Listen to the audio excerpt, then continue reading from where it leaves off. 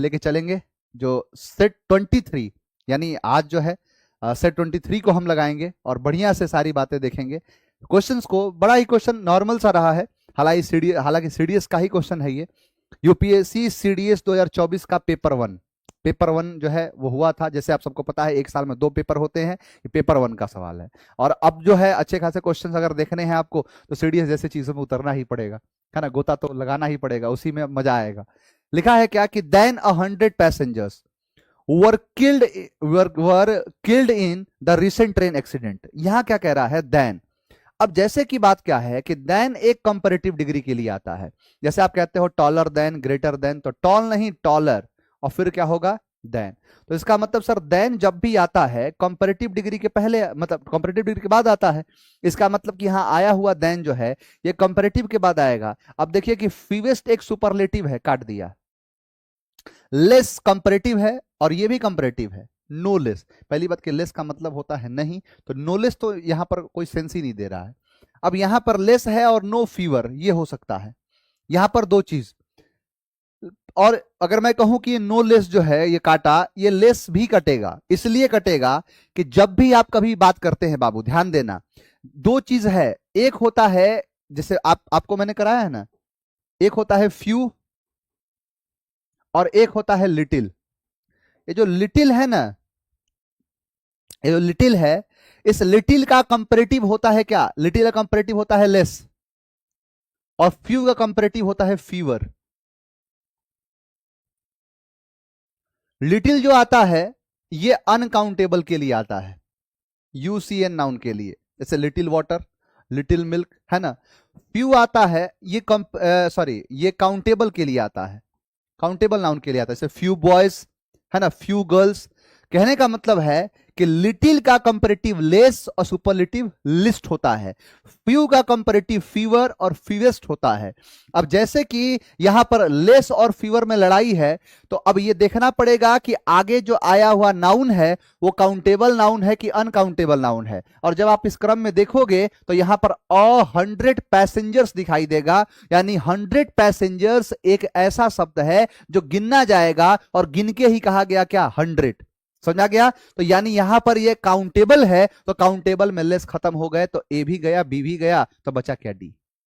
तो बहुत सारे बच्चे इसका आंसर दिए हैं A will be the right answer. देख लो काजल, समझ में आया, पूरा पूरा काजल फैल जाएगा पूरे चेहरे पर और फिर चेहरा काला दिखाई देगा, आप ऐसे क्वेश्चन को गलत जब करके आओगे। तो याद रहे, कभी भी जब भी आपके सामने लेस और फ्यू, जो मतलब फ्यू का फीवर, जब भी कभी भी अगर लेस में और फीवर में अंतर करना हो तो बस एक चीज को देखना कि आगे आने वाला नाउन काउंटेबल है कि अनकाउंटेबल है। काउंटेबल होगा तो फीवर और अनकाउंटेबल होगा तो लेस। ये समझ में आ गया, इस बात का ध्यान रखना। अगला, ये दोनों चीज समझ लेना। क्वेश्चन थोड़े ढंग के जो देखते हो ना वो यहां देखने को मिलेंगे, हालांकि ये तो क्वेश्चन में दम नहीं है। लिखा है each of this paintings, each of this paintings, ये ऑफ एक प्रीपोजिशन है, इसके बाद वाला ये क्या है, ऑब्जेक्ट। यानी पेंटिंग्स क्या है, तो सर ये ऑब्जेक्ट है, ये एक ऑब्जेक्ट है, ठीक है। सब्जेक्ट कौन है, तो ईच। क्या क्या कहा था, तो सर एक था ईच, एक था एवरी, आइदर, नाइदर और नन, ये सब के सब होते हैं सिंगुलर। क्या होते हैं, सभी सिंगुलर। और अगर ये सिंगुलर है तो इसका वर्ब भी लगेगा सिंगुलर, और सिंगुलर आर नहीं होता, BV1 होता है, तो इज होगा, आंसर होगा बी। शुड इसलिए नहीं होगा क्योंकि आगे क्या दिया है, तो मिड, मिड क्या है आपका जो है V1 नहीं है, इस शुड को V1 चाहिए होता है, तो इसीलिए क्या हो जाएगा आंसर इज। इस के लिए आया इज।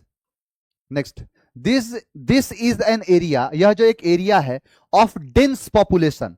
डेंस का मतलब होता है घना, और पॉपुलेशन मतलब होता है लोग। घना आबादी एरिया है, यानी बहुल जो है ज्यादा है। यहां पर जैसे क्या कहते हैं कि this is an area of, यह जो एरिया है वो किसका है, तो डेंस पॉपुलेशन का है, यानी घनी आबादी वाला एरिया है। कृपया गाड़ी धीरे चलाएं, है ना, जो है मतलब भारी बहुल क्षेत्र है, तो वही चीज है क्या, डेंस पॉपुलेशन, यानी जहां पर जनसंख्या घनत्व ज्यादा है। जैसे बिहार हमारा एक ऐसा राज्य है कि जहां का जनसंख्या घनत्व बहुत ज्यादा है, यानी एक्सट्रीमली डेंस है, टोटली नहीं होगा, और देखो यहां पर क्या है, एक्सट्रीमली। एक्सट्रीमली का मतलब होता है अत्यधिक, यानी बहुत ज्यादा, यानी एक्सट्रीमली जो है ज्यादा से ज्यादा जो है, एक्सट्रीमली जो है डेंस पॉपुलेशन। अच्छा दूसरे वाले को बताना है फिर से, रवि का कहना है सर दूसरा वाला प्लीज फिर से बता दीजिए, लो कर लो बात। दूसरे वाले में भी आप अटक रहे हो तो थोड़ा सा इस चीज को समझने की जरूरत है। चलो, टेंजेबली का मतलब होता है व्यापक रूप से, जो है पूरी तरीके से, मतलब किसी चीज के चारों तरफ कह लो ना, परिधि टाइप के, तो वो हो जाएगा जो है टेंजेंटिवली। ये है। लैंग्विडली का मतलब, लैंग्विड का एक शब्द होता है, लैंग्विड का मतलब सुस्त होता है, तो लैंग्विडली में सुस्तता है, तो आंसर क्या हो जाएगा, एक्सट्रीमली। एक बच्चे का कहना है कि सर दूसरा वाला क्वेश्चन फिर से बता दीजिए। बाबू क्वेश्चन में दम ही नहीं है। देखो, अब जैसे कई बच्चे क्या सोचेंगे, मैं आपके हिसाब से बताने की कोशिश अब कर रहा हूं, मुझे लगा कि क्वेश्चन बताने की जरूरत तो है नहीं। मैंने कहा कि ये पेंटिंग्स है, तो नॉर्मल लड़का ये सोचेगा कि पेंटिंग्स है तो पेंटिंग्स के साथ प्लूरल वर्ब लगाते हैं, आर लगा देते हैं, ये आर सोच के, और ये कहेगा कि सर हमने लगाया है वर्ब, और वर्ब किसके हिसाब से, तो पेंटिंग्स के हिसाब से, यानी वर्ब तो सब्जेक्ट के हिसाब से आता है, इसका मतलब आपने पेंटिंग्स को ही सब्जेक्ट बना लिया, और यही आपकी होगी सबसे बड़ी गलती, क्योंकि यहां पर ये है ऑफ, और ऑफ एक होता है प्रीपोजिशन, और प्रीपोजिशन के बाद हमेशा क्या आता है, ऑब्जेक्ट आता है। इसका मतलब कि जिसको आपने सब्जेक्ट समझा वो निकला ऑब्जेक्ट, नहीं है, जिसको हमने अपना समझा वो निकला बेगाना, शीशा जैसा टूट रहा है अब दिल अपना दीवाना। तो वही वाली बात है, जिसको आपने सब्जेक्ट समझा वो ऑब्जेक्ट निकला। तो सब्जेक्ट कौन है, इच, और जैसे कि each, every, either, neither, none, ये सब होते हैं सिंगुलर, सब्जेक्ट यहां, वर्ब यहां, यानी सब्जेक्ट इच है तो सब्जेक्ट के हिसाब से, यानी इज, इच के हिसाब से आर नहीं इज होगा, क्योंकि तो यहां पर मैंने कहा था ना, दूरियां बढ़ाने से प्यार में कमी नहीं आता है। सर एनडीए पेपर तो बस इस बार क्लियर है मेरा, बस इंटरव्यू में करूंगा। चलिए आप मिलने आइए मेरे से, है ना, आप पटना आइए, मैं आपको कुछ ऐसी बातें बताऊंगा जो आपके एसएसबी के लिए, इंटरव्यू के लिए बहुत ज्यादा जरूरी है। चलो आगे आओ। अगर आपका रिटर्न क्लियर हो रहा है तो आप आइए पटना, फटाफट आइए, और फिर हम आपके लिए कुछ चीजें बंदोबस्त कराते हैं तुम्हारा ना, तुम्हारा बंदोबस्त कराते हैं। चलो आगे देखो, ये कह रहा है कि रीडिंग एबिलिटी, जो रीडिंग एबिलिटी है यानी पढ़ने की जो योग्यता है, क्षमता है, इन यंग चिल्ड्रेन, नौजवान बच्चों में, नौजवान टाबरों में, बाई स्पीच डिसऑर्डर्स, बाई क्या, अब देखो कह रहा है कि reading ability in young children, अगर मैं कहूं कि इन है तो इन के बाद ये चिल्ड्रन क्या है, तो सर प्लूरल है, तो यहां पर प्लूरल है चाहे सिंगुलर है, क्या है, ऑब्जेक्ट है, कैसे पता, तो इन के बाद आया है, समझ में आया, तो यानी ये क्या है, तो चिल्ड्रन। क्लियर, आगे देखो। अब यहां कह रहा है कि रीडिंग एबिलिटी, ठीक है, तो रीडिंग की जो क्षमता है, पहली बात कि यहां पर इफेक्टेड जो है एक वर्ब नहीं है, इफेक्ट एक नाउन होता है, तो इफेक्टेड नहीं होगा, अफेक्टेड होगा, इफेक्टेड काट दिया।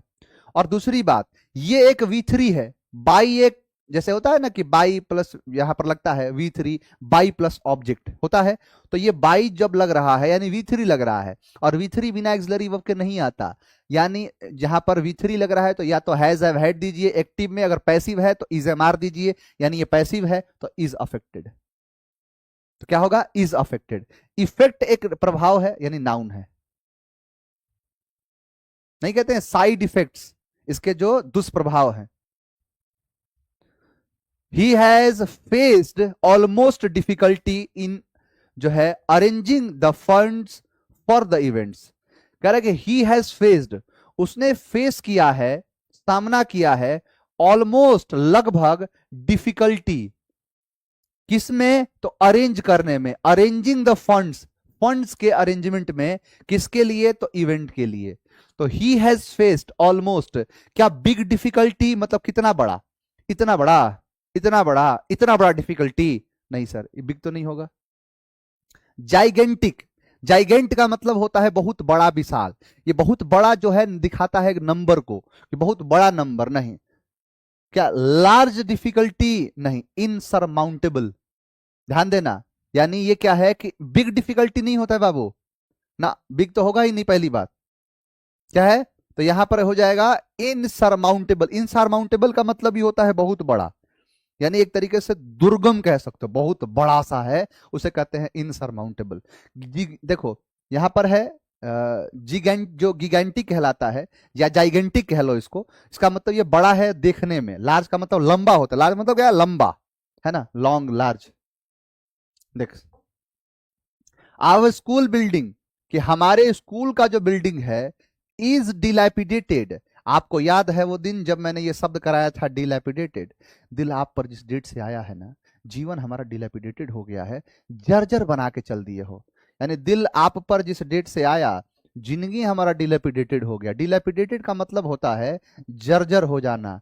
पाकिस्तान का हाल इतना बुरा हुआ है, कारण है चाइना। चाइना की गोद में जाके बैठ गया, तो चाइना जो है उसे इस कदर बर्बाद किया उसको, कि पाकिस्तान कहता है कि दिल आप पर जिस डेट से आया, दिल आप पर जिस डेट से आया, जीवन डिलैपिडेटेड हो गया, एकदम जर्जर जर्जर जर्जर स्थिति में आ गया। तो हमारी स्कूल की जो बिल्डिंग है वो कैसी हो गई है? तो विजिबली, यहां पर है लिटिल, डीपली, और यहां पर सेटिस्फैक्टरीली। तो यानी यहां पर क्या है, देखो, वाइजिबली यानी जो विजिबिलिटी नहीं आता है, देखने में ही साफ दिख रहा है, तो विजिबली। लिटिल नहीं होगा, और ना ही डीपली, ना ही सेटिस्फैक्टरीली, यानी विजिबली यानी साफ साफ स्पष्ट दिख रहा है कि हमारी जो स्कूल की बिल्डिंग है वो विजिबली डिलैपिडेटेड हो गई है, पूरी तरीके से जर्जर अवस्था में हो गई है।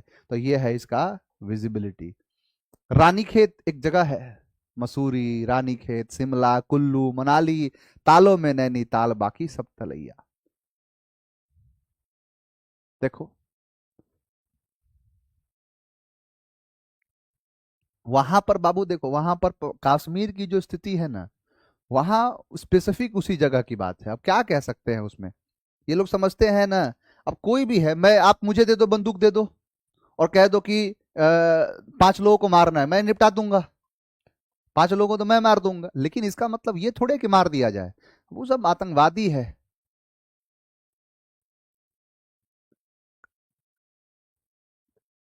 जाके पूछ रहा है कि बताओ हिंदू हो कि मुस्लिम हो, मार दिया, कोई बात है ये?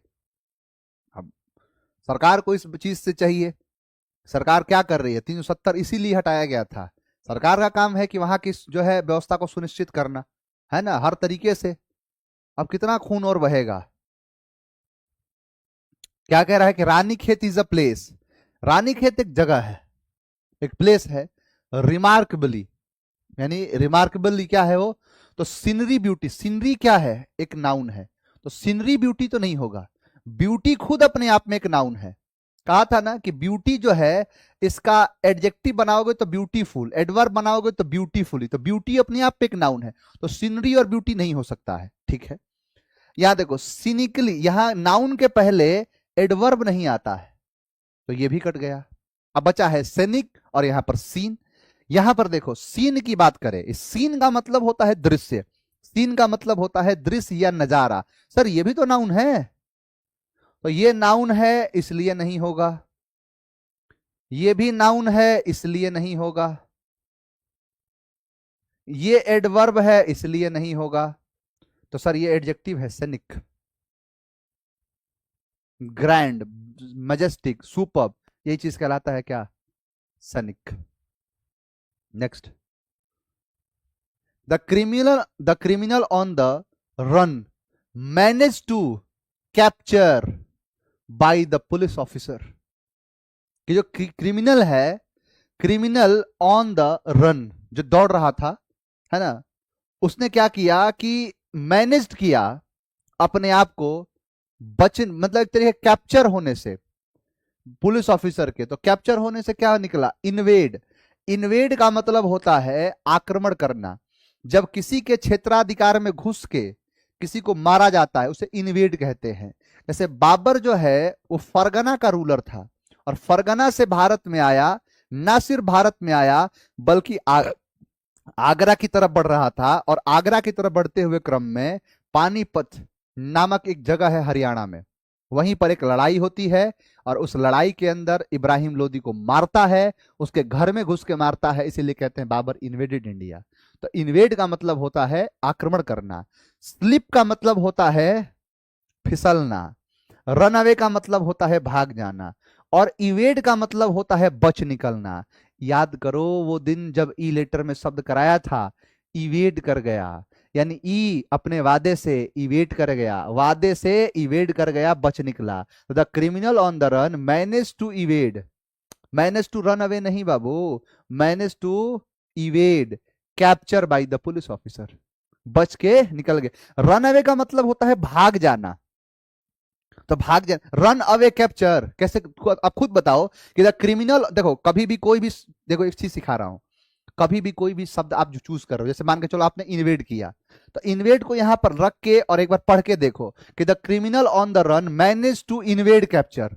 सर इन्वेड तो होगा नहीं, आपने कहना कि रन अवे, आपने क्या कहा, run away, the criminal on the run manage to run away capture, नहीं sir, evade capture by the police officer, ये है। I am on the ambitious project of learning on new language every year, कि I am क्या, selling, sell का मतलब होता है खेना, है ना, ये सेल है, सेल का मतलब होता है नाव खेने को कहते हैं सेल करना, है ना, selling in the same boat, यानी एक बराबर की स्थिति में होना, है ना, एक बराबर स्थिति को होना सेलिंग कहलाता है। एडवेंचर तो समझते ही हो, आदमी एडवेंचर करता है। कनकर करना, कनकरिंग, यानी किसी क्षेत्राधिकार पर कंट्रोल करना, कनकर्ड कर लेना, यही चीज कहलाता है। इम्बार्किंग, इम्बार्क का मतलब होता है किसी भी चीज में सवार होना या किसी भी चीज में प्रवेश करना। तो I am embarking on the ambitious project of learning, बड़ा ही एम्बिशियस प्रोजेक्ट है सीखने का एक नया लैंग्वेज, एक नया भाषा, on new language every year, हर साल, वो क्या है, इम्बार्किंग। बाबू अगर आप बिहार पुलिस की अंग्रेजी के लिए पढ़ रहे हो ना, तो आप जो है, मतलब समझ लो क्वेश्चन पेपर बनने का काम, क्वेश्चन पेपर बनाने वाले की जो है जॉब खा जाओगे आप, क्योंकि ये जो पेपर है पता है आपको, बिहार पुलिस की औकात नहीं है ऐसे क्वेश्चन पूछ सके, सीधा कह रहा हूं ये बात। उनके जो पेपर को सॉल्व करने वाले होंगे बिहार पुलिस में, जो पेपर सॉल्व कर रहे होंगे, जो अंग्रेजी के पेपर सॉल्व कर रहे होंगे, उनको खुद ये क्वेश्चन नहीं आएगा, ये बात लिख के देता हूं मैं, उनसे नहीं, ये खुद ही क्वेश्चन सॉल्व नहीं होगा। अब बिहार पुलिस से इसकी तुलना करके इसकी बेइज्जती काहे कर रहे हो, यूपीएससी के एग्जाम कराता है, यूनियन पब्लिक सर्विस कमीशन, समझ में आया, तो यूपीएससी है वो, उनके उनके जितने पेपर सेट करने वाले उनसे क्वेश्चन सॉल्व नहीं होगा। चलो, I shall not be going to the theatre, ठीक है। तो इफ देखो, इफ एक कंडीशनल क्लॉज है, इफ का पूरा पूरा यूज आपको पहले भी सिखाया है, एक बार फिर से सिखाऊंगा। इफ जो होता है ये तीन चीज से फॉलो करता है सर, प्रेजेंट, पास्ट और परफेक्ट, V1 V2 V3। अगर ये देखो इफ जो है V1 या V5 आए ऑब्जेक्ट, सब्जेक्ट जो है V2 आए यानी पास्ट, सब्जेक्ट जो है हैड प्लस V3 यानी पास्ट परफेक्ट, ठीक है। अब यहां पर एक दूसरा क्लॉज बनेगा, क्लॉज क्या बनेगा कि अगर प्रेजेंट है तो आगे वाले में विल, शैल, कैन, में सब लग जाएगा, और ये एक मॉडल है तो V1 लेगा ऑब्जेक्ट, और अगर V2 है तो सब्जेक्ट तो होगा ही, विल नहीं वुड, शैल नहीं शुड, V1 है ऑब्जेक्ट। अगर ये हेड प्लस V3 है तो वुड तो लगेगा ही, शुड तो लगेगा ही, कुड तो लगेगा ही, माइट तो लगेगा ही, सब लगेगा। लेकिन हेड प्लस V3 है, अगर मैं यहां पर V1 कर दूंगा तो फिर ऊपर और नीचे सेम हो जाएगा, इसीलिए यहां पर क्या है, तो V3 तो लगाना ही है, लेकिन इसको V1 भी देना है, V1 को देने का काम करता है हैव, और उसके बाद V3 प्लस ऑब्जेक्ट, ये ऐसे काम करता है, क्लियर। तो इफ है subject plus V1 V5 object, इसके बाद क्या आएगा, तो इसके बाद आएगा विल और सेल। आप देखिए यहां पर लिखा है कि आई सेल, यानी क्या आया है, आई सेल, तो अगर यहां पर सेल आया है इसका मतलब कि क्या आया है, V1 और V5, दूसरे क्लॉज में क्या आया है, V1 या V5। अब देखो यहां पर स्नो ये V1 है, स्नोज V5 है, स्नोड V2 है, यहाँ इट मे स्नो ये तो होगा नहीं, इफ के साथ कभी मॉडल नहीं आता है। अब दो ऑप्शन है, स्नोड अगर होता तो फिर यहाँ शुड या वुड होता, क्लियर। तो इसका मतलब है कि स्नो और स्नोज में से होगा, V1 या V5 में से होगा। जैसे कि आपको पता है कि इट एक सिंगुलर होता है तो स्नो नहीं होगा, तो स्नोज होगा, आंसर होगा सी। उम्मीद है आपको समझ। बी कैसे आंसर दे रहे हो तुम लोग, मेरा खामा तुम लोग पारा मेरा हाई करते हो, क्लास बंद कर दूंगा यहीं पे, भांग खा के आए हो क्लास में तुम लोग। क्लास में जब भी आया करो थोड़ा दिमाग को अपने साथ रख के आया करो। इतना 23 सेट हो गया, आधा सेट पूरा होने वाला है, आपके बैच का आधा टाइम खत्म होने वाला है, और आंसर दे रहे हो बी। कैसे बी होगा, इट इट सिंगुलर है, इट के साथ आर लगाते हो, इट आर है, इट इज, इट आर होता है कि इट इज होता है, तो इज क्यों लगाया, क्योंकि ये सिंगुलर है, तो स्नो होगा कि स्नोज होगा। मिल जाओगे सामने तो हाथी के पांव तले कुचलवा देंगे तुमको। तो इतना बढ़िया से तुम लोग को समझाते हैं, इतना बढ़िया से पढ़ाते हैं, इसलिए पढ़ाते हैं। आके जो मन करे वो बोल दो, आके जो मन करे वो आंसर भी बनाओ। लो यहां गड़बड़ है एक। अब यहां पर क्या है कि यहां पर अंडरलाइन छूट गया। चलो मैं अंडरलाइन कर देता हूं आपको, हालांकि क्वेश्चन का सेट तो मिल ही गया होगा। मैं एक बार देख लेता हूं जो क्वेश्चन है उसमें क्या क्या है एक बार।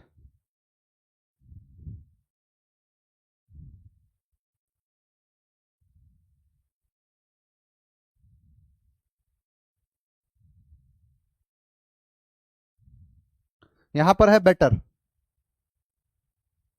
सी sings much better than I do. देखिए कौन सा है क्वेश्चन नंबर 11। हाँ बेटर है तो क्या होगा बेटर। चलो लिखा है कि सी सिंग्स मच बेटर देन, तो बेटर क्या है?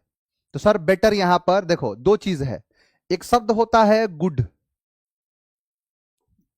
और इसका कंपैरेटिव होता है बेटर, और सुपरलेटिव होता है बेस्ट। याद रहे कि एक शब्द होता है वेल जो एडवर्ब है, ये क्या है एडवर्ब, इसका कंपैरेटिव होता है बेटर, वेल का बेटर, और सुपरलेटिव होता है बेस्ट, एडवर्ब का भी ध्यान रहे। तो वह जो है she sings much better than, much अपने आप में क्या है एडजेक्टिव, ठीक है। बेटर क्या है एडवर्ब, पहले पर ऑप्शन एडजेक्टिव दिया है, सब एडजेक्टिव मार देंगे मुझे पता है। मारा है, मारा है एडजेक्टिव, खेला हो गया।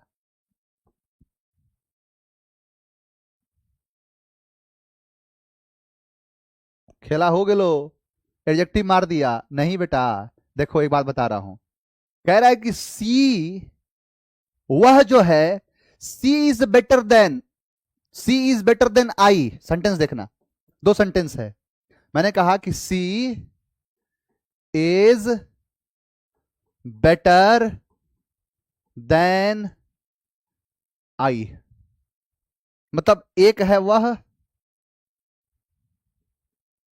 सी, और यहां पर हूं मैं, ये मैं हूं, यह सी है, और यह मेरे से बेहतर हो रही है। यही हुआ।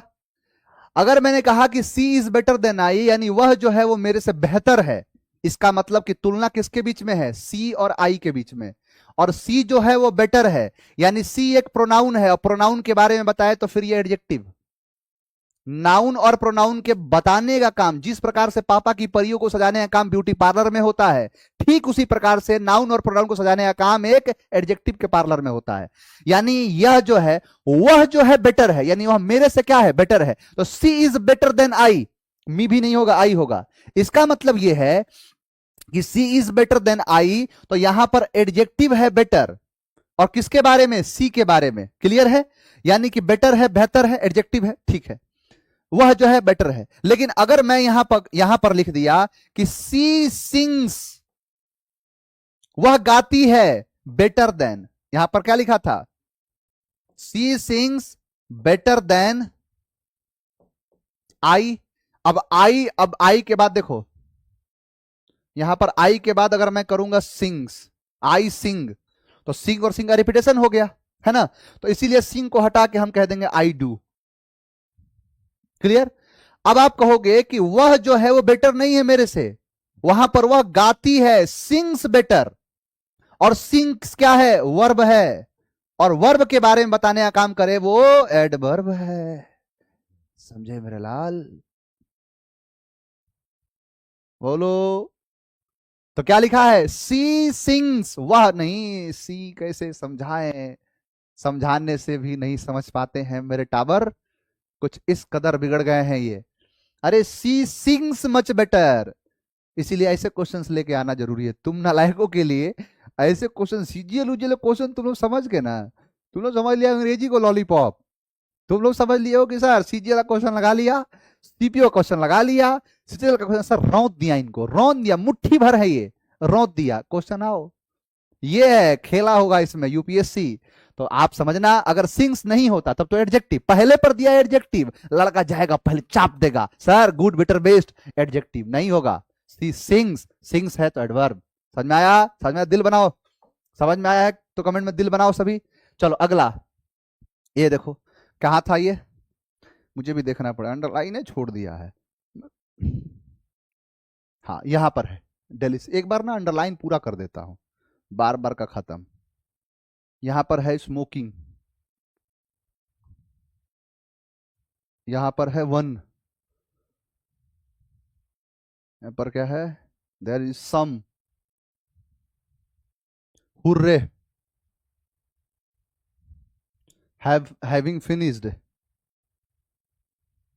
Having, my teacher always moves around,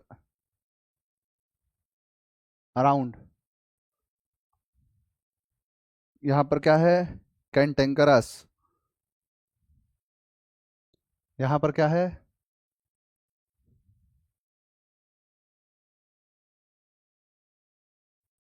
चलो ये रहा फाउंटेन हेड।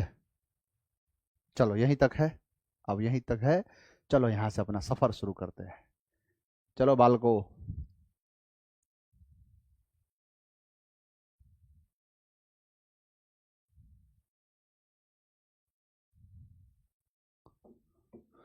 बनाओ। देखा कि the story was in all the, अब द एक क्या है, आर्टिकल, और आर्टिकल आता है किसके लिए आता है, नाउन के लिए। और दूसरी बात, एक शब्द है डेली,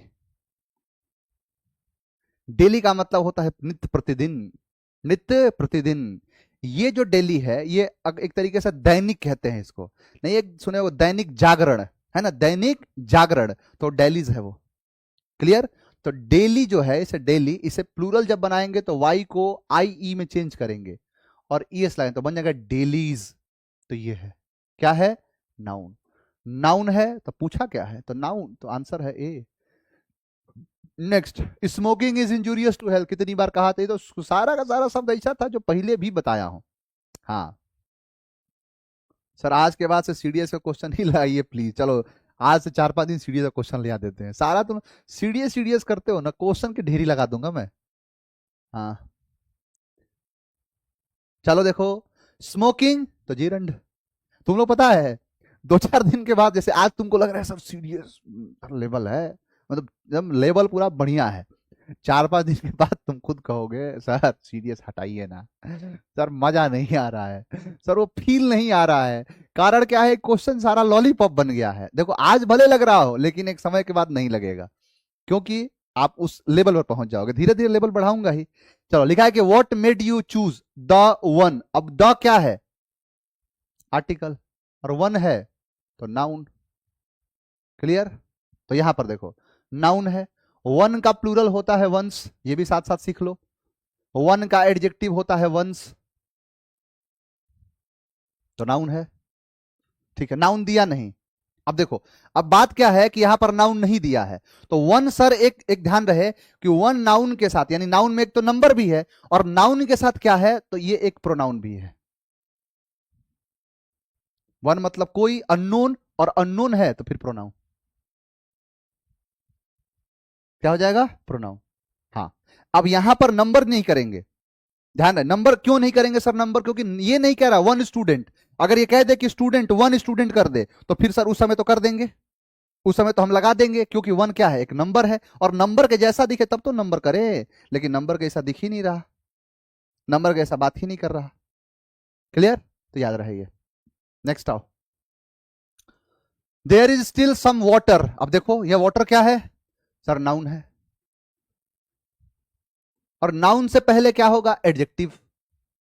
अच्छा, यहां पर एडजेक्टिव दिया नहीं है, एक एडजेक्टिव हो चाहे कुछ भी हो, एक चीज होता है जिसे कहते हैं डिटरमाइनर, क्या कहते हैं, डिटरमाइनर, डिटरमिनर, दो कह लो, कोई भी कह लो, वो बोलने में कोई, देखो होता क्या है ना, कई शब्द कहीं और कुछ और बोले जाते हैं, कहीं और कुछ और बोले जाते हैं, तो डिटरमिनर कहो या डिटरमाइनर कहो, कोई दिक्कत वाली बात नहीं है।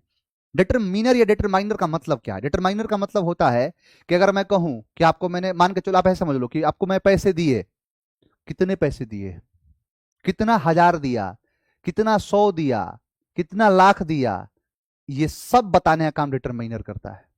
यानी कितना का जवाब दिया, कि आप रोटी खाए, कितना रोटी खाए, ये सब डिटरमिनर है। कितना पानी, थोड़ा पानी, कितना पानी, थोड़ा पानी, डिटरमिनर, याद रहे ये। Hurray, hip hip hurray. कहा था ना, जब सेंटेंस पढ़ाया था तो मैंने कहा था assertive, interrogative, imperative, optative, exclamatory.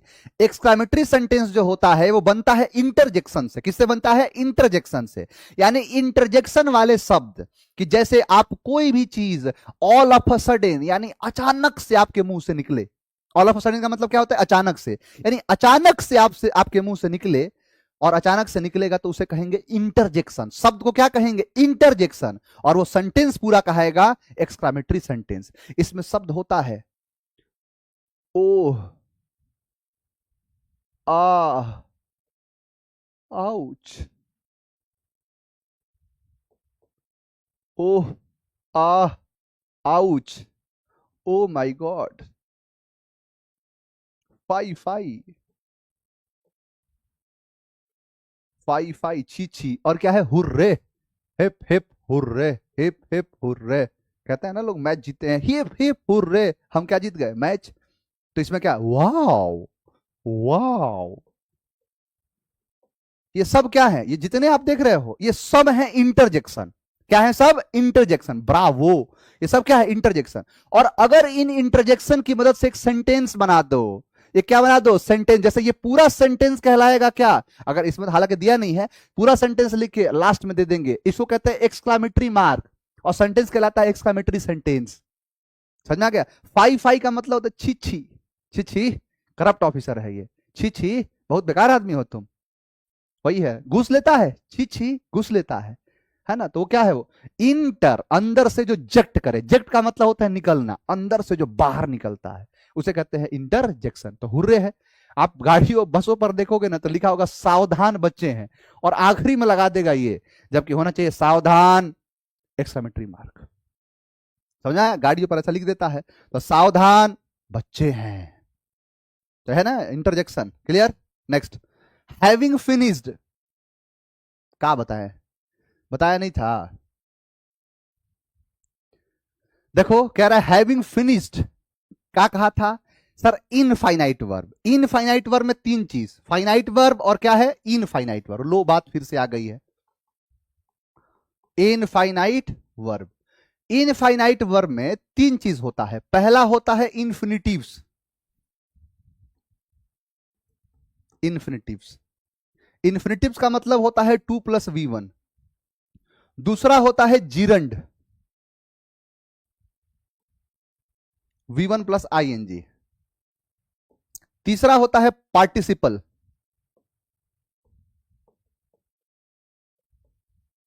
Participle तीन होता है, प्रेजेंट पार्टिसिपल,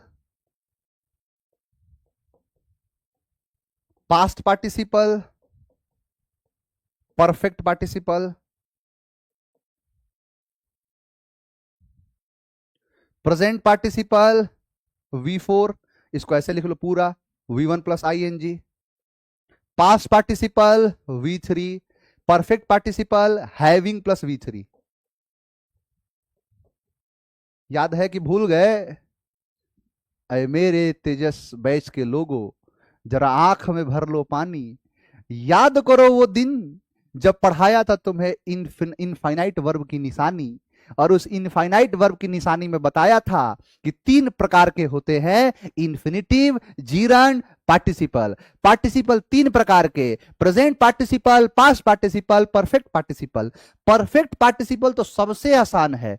लड़का कंफ्यूज होता है इसमें V1+ING में, क्योंकि जीरंड में भी V4 है और यहां प्रेजेंट पार्टिसिपल में V4 है। और तो और इस बात में भी कंफ्यूज हो जाता है कि सर जो है प्रेजेंट पार्टिसिपल V4 था कि पास्ट पार्टिसिपल V4 था। तो मैंने कहा था कि छोटा वाला लिखने में छोटा है तो छोटा वाला लगेगा, लिखने में बड़ा है तो बड़ा वाला लगेगा। तो क्वेश्चन तो यही पूछा है, क्या है कि यहां पर having V3, having plus V3, तो क्या कहेंगे? Past participle.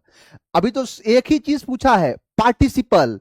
आप ये पूछोगे ना कि सुनो ना, ये पास्ट पार्टिसिपल तो है ही, लेकिन साथ साथ में ये पास्ट पार्टिसिपल है, ये भी लिख लो। मान लो क्वेश्चन पूछा, सीडीएस का पेपर था 2024 का, लड़का बैठ गया पढ़ाया हुआ मेरा, अब बैठ के कहेगा पार्टिसिपल नहीं, पर पूरा सुनो, पार्टिसिपल ही नहीं, तीन पार्टिसिपल होते हैं, present participle, past participle, perfect participle. तो ये जो है पास्ट पार्टिसिपल नहीं है, यह जो है प्रेजेंट पार्टिसिपल नहीं है, ये जो है प्रेजेंट पार्टिसिपल नहीं है, यह है तो परफेक्ट पार्टिसिपल है, परफेक्ट पार्टिसिपल है। ये सही है, ये दोनों गलत। समझ में आ गया? तो आंसर क्या है? A. Next, my teacher always moves around in her class while teaching.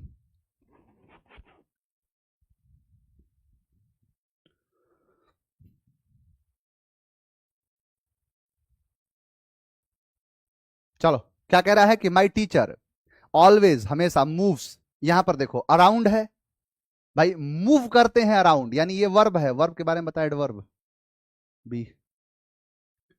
The cantankerous, क्या कहा था कि जब भी किसी शब्द में ओ यू एस नामक शब्द जोड़ दो। दूसरी बात, ये मेन क्या है? नाउन है, और नाउन के पहले आने वाला हर वो चीज क्या कहलाएगा? एडजेक्टिव। इनफैक्ट मैंने कहा था जिस भी शब्द के आखिरी में ओ यू एस लगा हो एडजेक्टिव ही होता है। तो बोलो आंसर क्या होगा? एडजेक्टिव। अब ध्यान से देखना, यहां पर डिटरमिनर दिया है, डिटरमिनर नहीं होगा। क्यों? क्योंकि ये व्यक्ति के बारे में बताने का काम। देखो, एडजेक्टिव में और डिटरमिनर में, दोनों में बस यही अंतर है कि एडजेक्टिव बताता है उसका क्वालिटी, कैसा है आदमी। जैसे देखो, आपको मैंने कहा था ना, न्यूमेरल एडजेक्टिव, उस न्यूमेरल एडजेक्टिव को कहते हैं डिटरमिनर। कितना है ना, कितने लोग, कितने आदमी, कितने नहीं, कितने आदमी थे, तो डिटरमिनर। लेकिन बाकी सब बता दे, कैसा है? कैंटेंगरस है, कैसा है? इंडस्ट्रियस है, कैसा है? काला है, पीला है, हरा है, नीला है, वो सब एडजेक्टिव। यहां क्या कह रहा है कि द कैंटेंकरस मैन, क्या नंबर बता रहा है? नहीं बता रहा है सर, नंबर नहीं बता रहा है तो डिटरमिनर नहीं होगा, क्या होगा? एडजेक्टिव होगा। Next, India is revered. देखो, रिवर्ड का मतलब होता है आदरणीय, सम्माननीय, as the fountain head of democracy. अब देखो, सीधा वही बात है, द आर्टिकल है, और आर्टिकल है तो इसका मतलब नाउन के लिए आया है, नाउन के लिए आर्टिकल आता है। फाउंटेन हेड मन नाउन है। फाउंटेन हेड का मतलब पता है क्या होता है? देखो, होता क्या है ना, जो फाउंटेन होता है आपने देखा होगा, मतलब फाउंटेन जो होता है, मतलब एक पानी निकलने वाला, तो उसके ऊपर जो उसका हेड होता है वही मुख्य भाग होता है। फाउंटेन का नीचे तो पूरा मोटर सोटर बैठा बैठा हुआ है, वो ऊपर वाला जो है ना, वही उसका मेन पार्ट है। इसीलिए कहते हैं फाउंटेन हेड को मेन स्रोत, कि इंडिया जो है वो रिवर्ड है as a fountain head of democracy, democracy का, इन द वर्ल्ड टुडे, आज की दुनिया में। क्योंकि दुनिया का सबसे बड़ा अगर डेमोक्रेटिक, जो डेमोक्रेसी वाला जो देश है, वो है हमारा खूबसूरत सा भारत। तो वही क्या है, यानी फाउंटेन हेड क्या है? नाउ।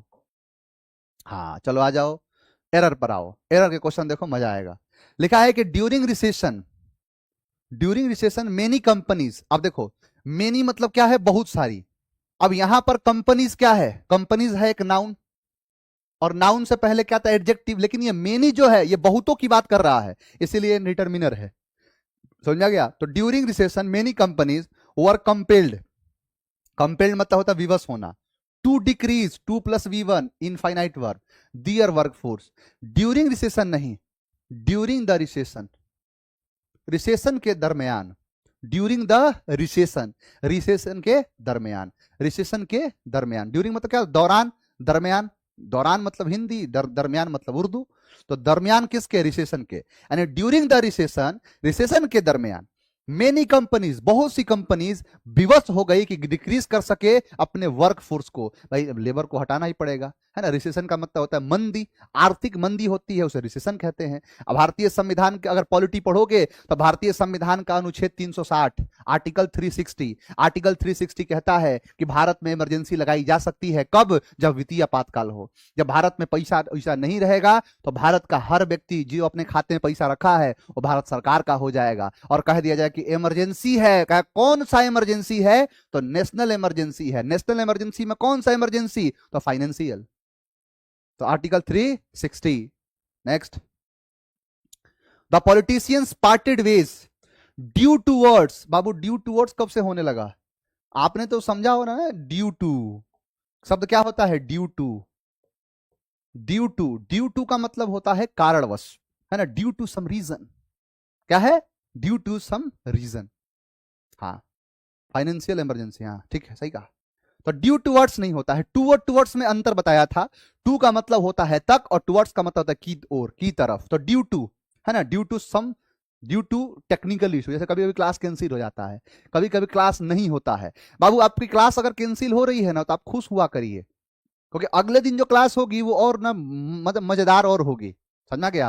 हाँ, सारा पैसा सरकार ले गई है, सही बात है, इसीलिए पैसा मत बचाइए, सारा पैसा उड़ा दीजिए। उड़ाइए नहीं, मतलब किताबों को खरीद लीजिए, किताब नहीं लेके जाएगी सरकार, किताब लीजिए, पढ़िए। तो ड्यू टू होगा ना कि ड्यू टुवर्ड्स होगा। आंसर क्या है? C. The murder was too abominable, यहां डू नहीं होगा ना, ना सीरियस है, ये गलती नहीं हो सकती। टू, ये हमारे टाइपिस्ट का जो है ना, आजकल अपनी उसकी पत्नी से बहुत ज्यादा लड़ाई चल रहा है। देखो, टू जो है डिस्क्राइब्ड लिखा है क्या कि द मर्डर वॉज टू एबोम, पहली बात तो यहां टू टू है, too to, remove of to पढ़ाया था ना, तो टू और टू, इसको टू को चेंज करते हैं सो में, और इस टू को चेंज कर देते हैं डाइट में। बताइए जरा, बताओ।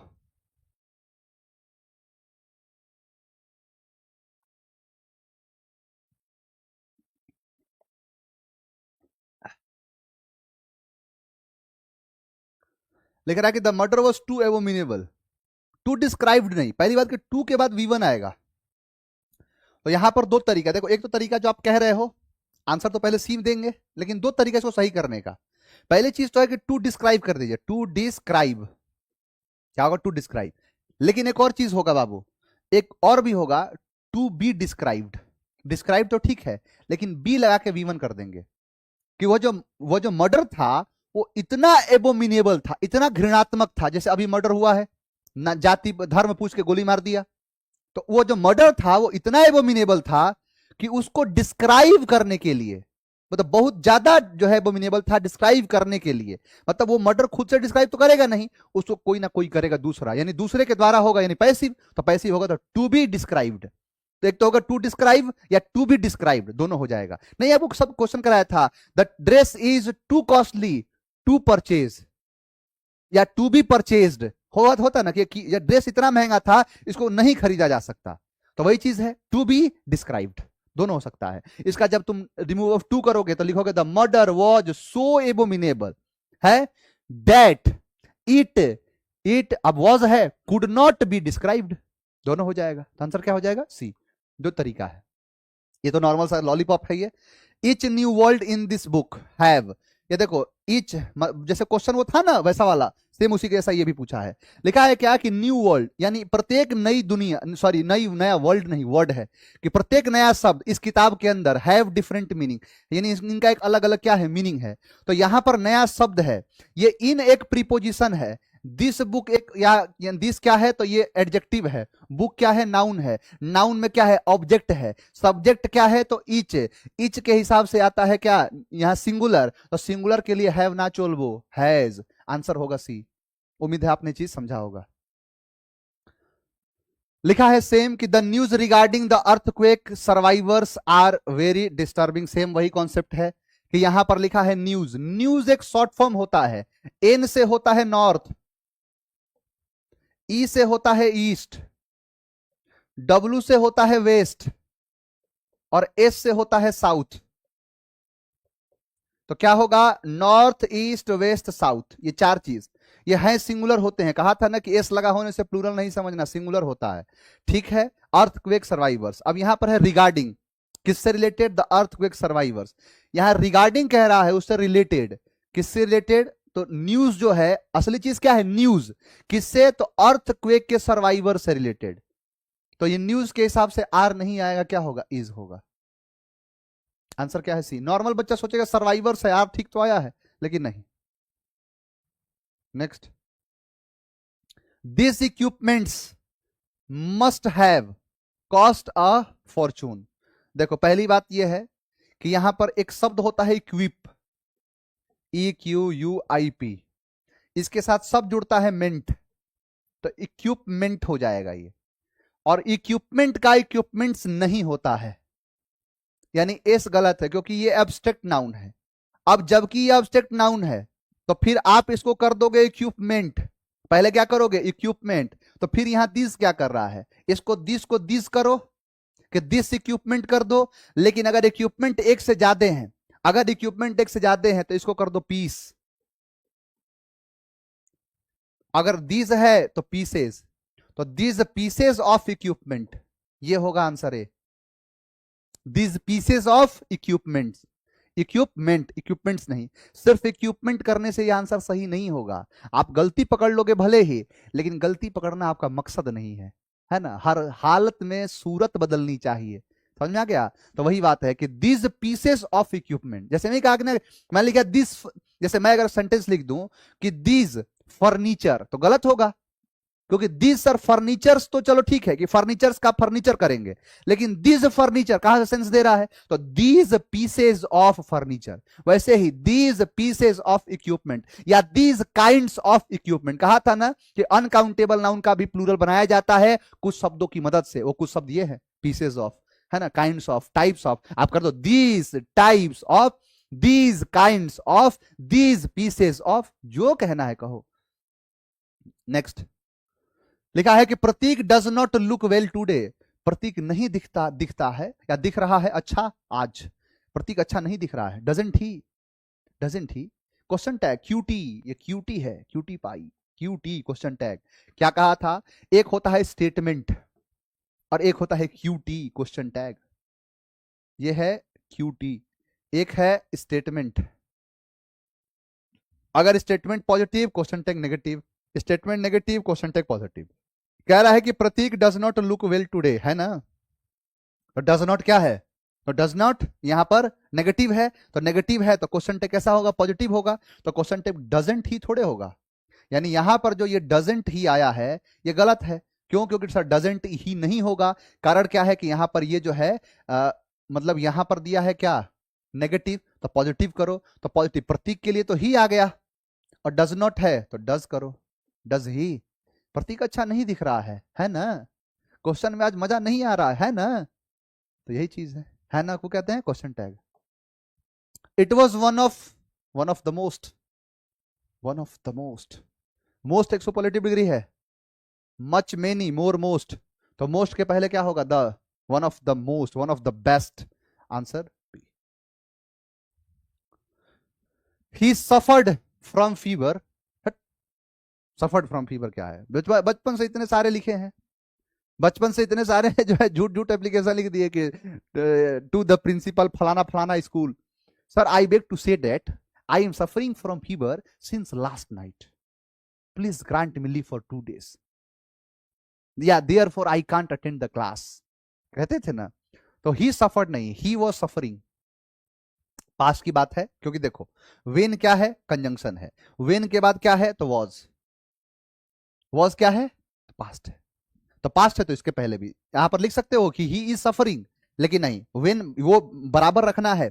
पल्ला जो है ना, तराजू, तराजू जो है वो दोनों रखना है भाई, दोनों बैलेंस होना चाहिए ना। तराजू ठीक वो तराजू की तरह है कि अगर इधर वाला प्रेजेंट तो इधर वाला भी प्रेजेंट, इधर वाला पास्ट तो इधर वाला पास्ट। तो वेन एक तराजू का काम करता है, कंजंक्शन एक तराजू का काम करता है। इसके पहले पास्ट तो इसके बाद भी पास्ट। आप देखिए कि इसके बाद पास्ट है, वॉज इंटरव्यूड, तो यहां क्या होगा? He was suffering, he was suffering from fever when he was interviewed for the job। कि वह जो है बुखार से, यानी किससे? फीवर, फीवर मतलब क्या है? बुखार, बुखार से गुजर रहा था, है ना, यानी बुखार से गुजर रहा था जब वह दिया था अपना इंटरव्यू अपनी जॉब के लिए। ही सी फोर्स्ड, उसने जो है फोर्स्ड लगाया herself to eat, no error. कहा था ना कि फोर्स्ड, कंपेल्ड, ये सब क्या है? अपने आप को फोर्स किया। सी फोर्स्ड हर सेल्फ, वो अपने आप को फोर्स करी खाने के लिए, टू ईट। ये आपके 30 क्वेश्चन थे, आपने 30 के 30 क्वेश्चन बना लिए हैं। आपको मजा आया होगा उम्मीद करता हूं, और कल का क्लास और मजेदार होगा। चलिए मन लगा के पढ़ते रहिए, हंसते रहिए, मुस्कुराते रहिए। हाँ चलिए, सर आपने कहा है 13 अगस्त को वो कैब बैच लेके आएंगे, क्या ये? हाँ चलो बिल्कुल लॉन्च करेंगे भाई, लॉन्च करेंगे, आप निश्चिंत रहिए। चलिए आज के लिए इतना ही। बाबू पता है आप लोग नहीं समझते हो, आप लोगों को दिखता है ना सिर्फ सर 11 बजे से क्लास होती है सर की, 12 बजे तक, बस बात खत्म। उसके बाद सर तो वेले बैठे हुए हैं, सर के पास तो कोई काम और है नहीं, है ना। हमारी क्लास है, इसके बाद भी मेरी क्लास है, उसके बाद भी मेरी क्लास है, उसके बाद भी मेरी क्लास है। तो थोड़ा सा समय नहीं है, क्या करें, समय जो है थोड़ा सा ऐसा है हमारे साथ कि समय समय नहीं मिल पाता है।